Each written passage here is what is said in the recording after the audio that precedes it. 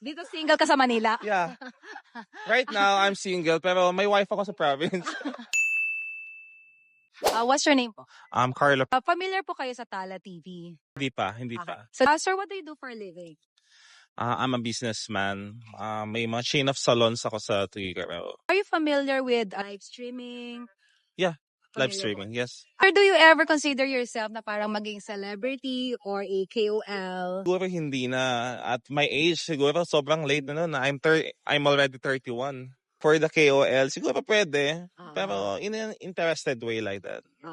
Always depends sa personality ng tao yan. Yeah, tama. Kung how can you be a influencer kung hindi ka naman ganun kaboka? Yeah. Case na parang gusto niyo po na parang maging celebrity and to get paid, like ngayon, open po ba kayo or let's go back to the question number 3 na not anytime pa rin?